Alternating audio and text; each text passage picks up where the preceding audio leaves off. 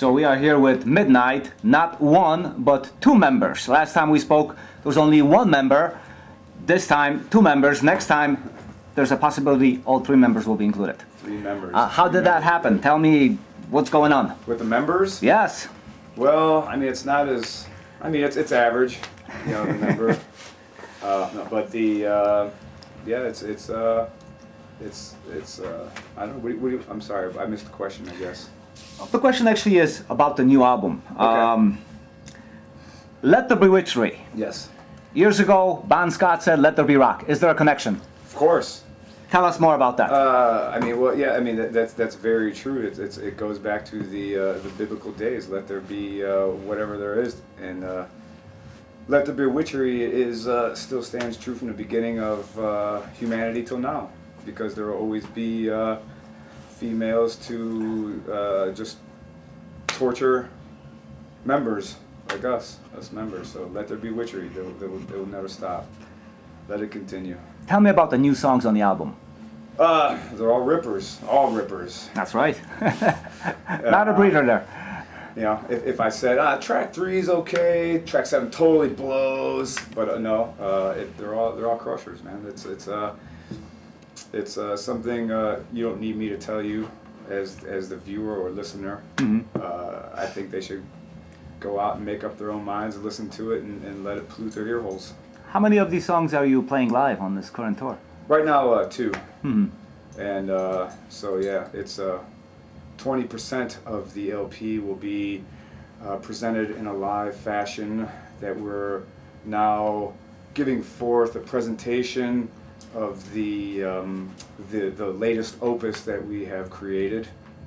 I try to give That's a very, very good description. Yeah, so yeah, we're playing 2 tunes. Comes down to it.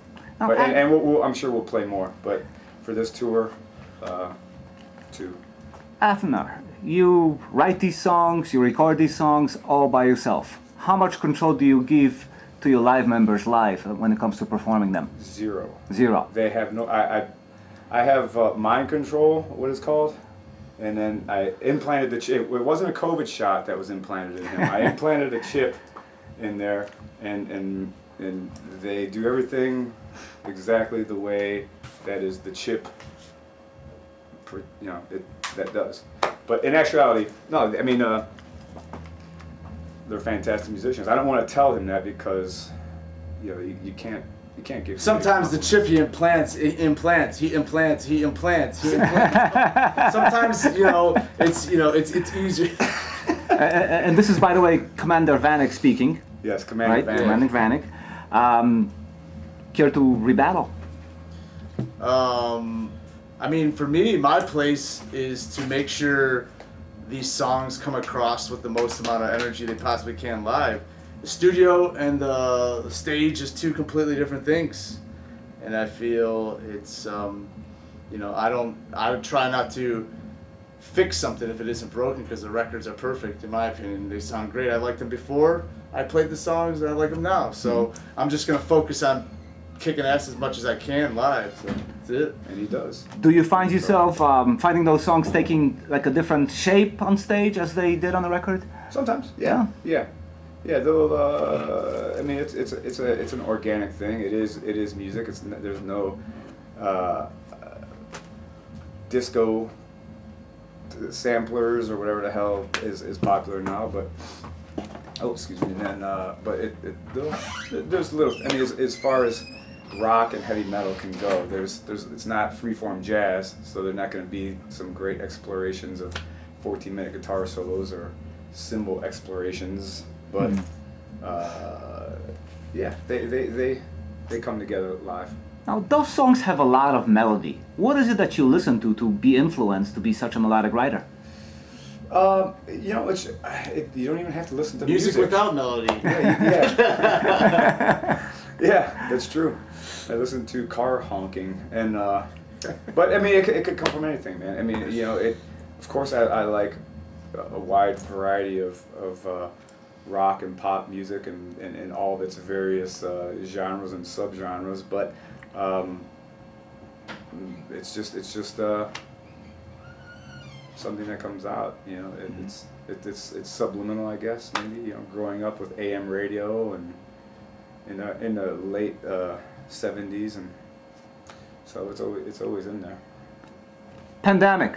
How did things work out for you? Fucking great. I didn't die. True. But no, you know, it was just a shitty situation for everybody. But and being the usual pessimist that I am, I decided to go against the grain of myself and not be a pessimist and just make up tunes and record them. So that's basically how I spent the pandemic, and sitting on my back porch. I did that a lot. But it was for me. Okay, I know everybody's situation is different, but for me, it gave me a time of reflection. Shopping at Dan Flash's. Shopping at Dan Flash's to get the most complicated T-shirt design. You know, that's what I did. How did you survive without playing live? I mean, you're a live band. You love being on stage. We just survived, just man. soup cans, You eat, ramen you noodles. dig for ants, dig for worms. Yeah. Get your protein. Huts in hot places. Mm-hmm. Yeah, that's pretty much it. Yeah. You have been working with Metal Blade for a few years now. How is that relationship working out? What kind of support are you getting? Yeah, they're great. I mean, unfortunately, the first album that came out with them, that Rebirth by Blasphemy, it came out exactly at the time of that the Corona was released.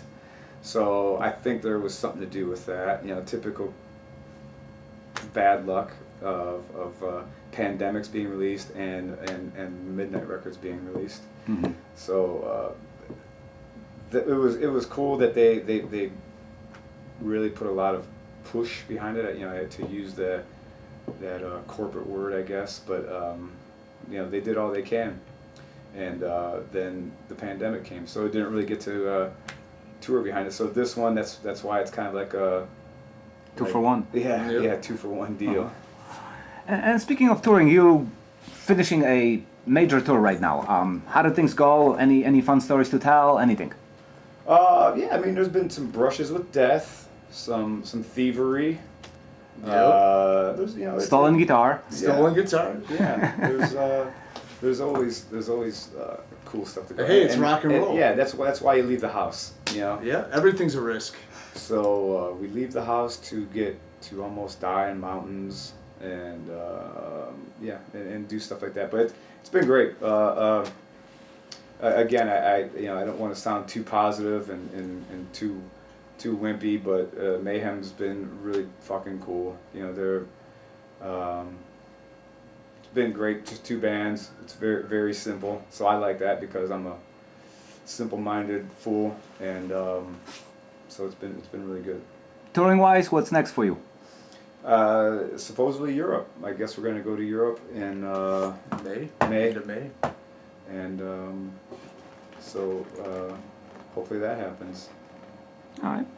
Tell me about the Midnight logo. I mean, first time I laid my eyes on it, it was like a scribble, literally. And it still stayed a scribble. How did it come about, and do you see anything changing? No. No. Okay. Tell us the origins of that. Yeah. Not really. But yeah, tell the origins of just me writing Midnight. That's all it was. You know, I mean, it's fucking ridiculous. You know, you see, my opinion, again, you know, it's 2022. I can't state anything, but I have to say it is my opinion and my belief that the logos just got too over the top. You know, I mean, you can't read them, right? True. And honestly, since then, I got used to the Midnight logo. In fact, I'm thinking, is there a Midnight font? Yes, there is. There is a Midnight font. Tell me more. That's just my handwriting. I write like a serial killer. What can I say? So that's what it is. Will Apple be approaching you to include that font in future? I think so. Yeah. Apple and Applebee's. Applebee's and Chili's. Yeah, we're sponsored by Chili's. But it's just it goes with the aesthetic of the band, just simplicity, and not overthinking anything. You know, there's can read the logo. That's what it fucking says. Get over with it. Okay, now listen to the music. You know? I think the pressure too of the bands like coming out and having like, oh, we got to make sure we spend millions of dollars on having this artist do this and that, when they forget about the rawness of a rock and roll band, where it's like, you know, you have to use what resources you have, and you know sometimes it'll fit the sound, you know, so just go with it. Yeah. Perfect for the music. One other thing, there's a number of photos that involve fire. What is your fascination with fire? It's easy to do. Other It's than warm. It's Beavis and warm. Butthead. You know, like when you're out on the Technology. street. But you know, it's I guess it's a subliminal Gene Simmons thing, man. You know, so somebody, come on in. Oh, that was just that was Gene Simmons. He heard me talking about. I'm on fire, he wanted and to he check. already wanted to Just check. like the royalty check. Yeah, for me personally, I mean, yeah, it's blood, fire, you know, battery, blood, fire, death. What more do you want? Gene Simmons battery. That's what it is. Tell me about the current Cleveland scene, metal scene, rock scene, anything. I'm the worst person to ask that question to, unfortunately. Like I said, I hang out on my back porch. I hang out in my basement. So that's why Corona didn't really bother me too much, because I just I don't really get out, man. I'm living in my own bubble. But Cleveland in general, I can tell you, I can't really tell you much about the rock metal scene, but I can tell you it's a great place to live. I mean, shit. You know, try and find any other place you can buy a house for $7,000 or something for that. You know, and then pay, you know, whatever, $700-800 a year in taxes. It's pretty affordable. Nobody moves to Cleveland. I don't know why. They're all moving to the coast, moving to Texas. Cleveland's where it's at. It could be because of that balance. Well, it's great that people are moving out. Personally, actually.